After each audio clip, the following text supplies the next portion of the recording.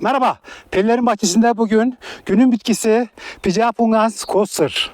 Türkçe karşılığı mavi ladin coster olarak bilinir.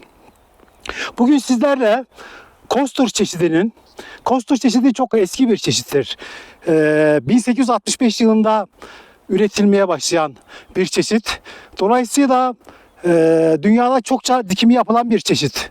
Hopsi gibi değil. Hopsi daha yeni bir çeşittir. Ancak coster çeşidi çok daha eski bir çeşit. Dolayısıyla sizlerle coster çeşidinin büyüme döneminde, yani ilkbahar döneminde sürgün oluşumu ve sürgünler üzerindeki tomurcuklar nasıl oluşuyor ve en güzel görüntüsünü ilkbaharın ortalarından itibaren ilkbaharın sonuna kadar sizlerle bu görüntüleri, bu muhteşem manzarayı paylaşmak istedim. Şimdi coster çeşidinin ilkbahar dönemindeki gelişimini, tomurcuk oluşumu, sürgün oluşumu, sürgünlerde oluşan yaklaşık 3 santimetre civarındaki iğnelerin durumunu hep birlikte inceleyelim. Evet, bitkimiz Pigeapungas coster. Zor şartlara oldukça dayanıklı, kuraklığa dayanıklı, çok özel bir ladin çeşidi ve sizlerle paylaştığım bu görüntüler, en güzel görüntüsünü sizlerle paylaştığım ilkbahar görüntüsü. Muhteşem görünüyorlar. Coster yaklaşık 30 santimetre ya da 40 santimetre civarı sürgün veren bir çeşit. Sürgün uzunluğu genellikle ladinin yaşına göre değişiyor. Yani bu ladinlerimiz 10 yaşında. Dolayısıyla çok daha uzun. Şu görmüş olduğunuz, ekranda görmüş olduğunuz, şu an görmüş olduğunuz sürgün yaklaşık 20 santimetre civarı. Bakın şurada bir başka sürgünümüz var. Bu sürgünü de incelediğimizde yaklaşık 25 santimetre civarında bir sürgün oluşturmuş. Bakın bu sürgünün gümüş mavisi renkler, mavinin açık bir tonu. Bakın şu görmüş olduğunuz tomurcukların hafif pembemsi noktalar var. O noktalar gelecek yılın tomurcuklarını oluşturacak noktalar. Görmüş olduğunuz gibi daha pişkinleşmemiş, yani odunlaşmamış. Bakın ladinin bir önceki yıl sürgünlerini görmüş olduğunuz gibi odunlaşmış sürgünler. Ancak bu görmüş olduğunuz taze sürgünlerimiz daha odunlaşmamış haliyle sizlerle paylaşıyorum.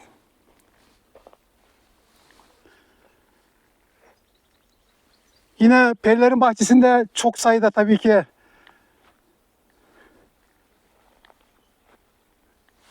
ladin çeşidimiz var. Bunlardan coster çeşidi,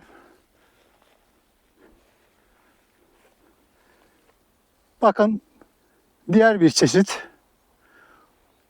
Geçen yıl bu ladinlerimizin budamasını yaptım. Bu yıl sizlerle yine budamasını göstereceğim. Şu an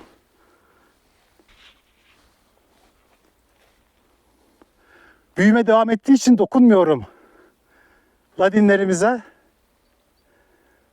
Büyümenin durduğu an budama işlemlerine başlayacağız.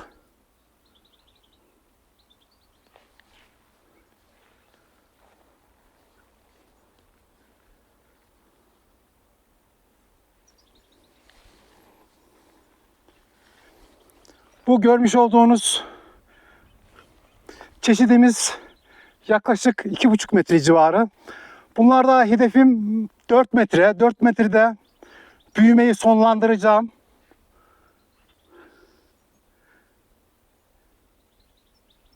Evet, burada ikinci bir coster ladinimiz.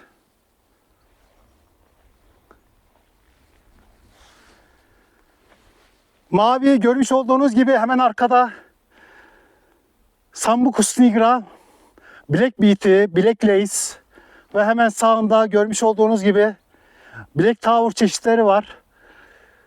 Mavi ladinin yeşille, mat siyah ve pembeyle müthiş bir uyumu var.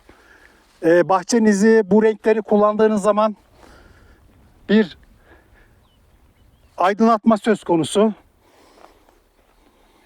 Özellikle koyu renkleri peyzajda kullandığınız zaman bahçenin rengi çok soluk oluyor. Mat bir rengi oluyor. Güzel bir renk olmuyor. O yüzden mavi ve sarı tonlar, koyu renkli bitkileri kullandığınız zaman bahçenize renk katacaktır. Bakın burada yine başka bir çeşidimiz var. Evet. Burada da görmüş olduğunuz gibi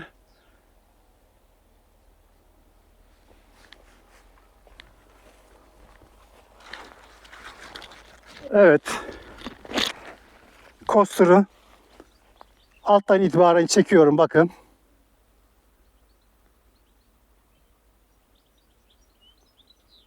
Burada pembe ile ladinin, coaster'ın nasıl bir uyum içerisinde olduğunu görebiliyorsunuz. Çok güzel bir görüntü oluşturuyor. Gerçekten mükemmel bir görüntü şu an izlemiş olduğunuz görüntüsü.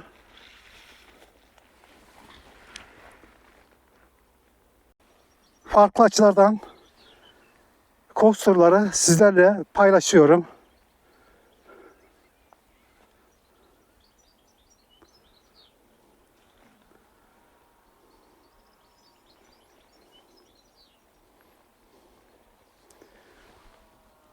Burada coaster'ın hemen sağında şöyle paylaşayım sizlerle. Bir Japon akçağacı çeşidi. Pelerin bahçesi içerisinde çokça Japon akçağacı çeşidi bulunmakta. Bunları sizlerle yine paylaşacağım ileriki zamanlarda.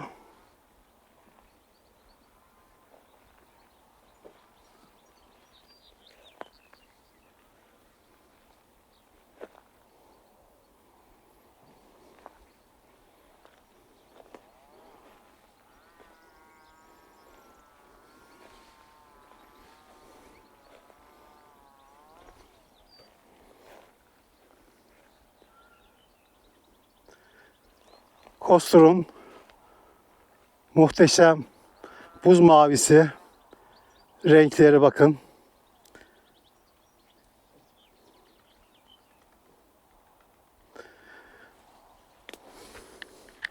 Genel olarak incelediğimizde bazı kısımlarının boş olduğunu görüyoruz. Bakın şu kısım özellikle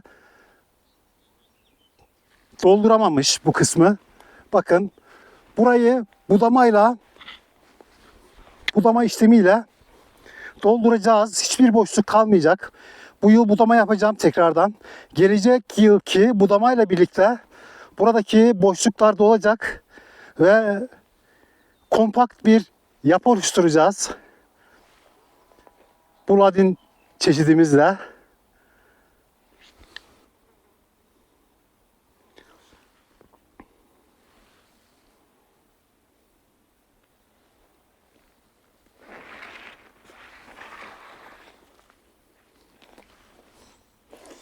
Bakın şu kısmı incelemek istiyorum. Şu gövde üzerinde görmüş olduğunuz gibi çok sıkı bir sürgün oluşturmuş. Buradaki tomurcuklar patlamış ve sıkı bir şekilde sürgünler oluşturmuş.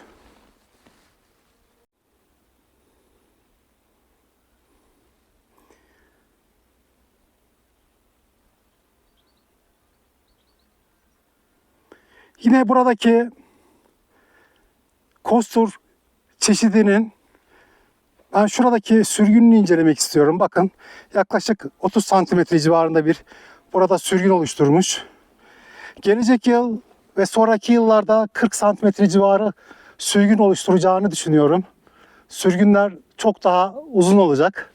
Tabii ki bu sizin ladinleri beslemenizle de alakalı bir durum.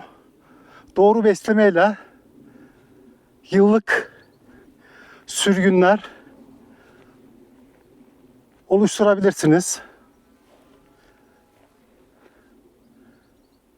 Bakın,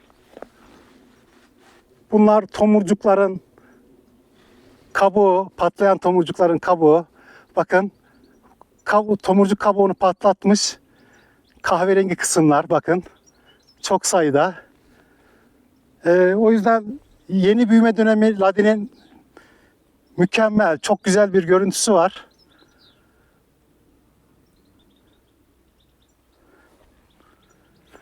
Burada yine çoban püskülüyle yine çok güzel bir uyum sağlamış durumda kostur çeşidimiz.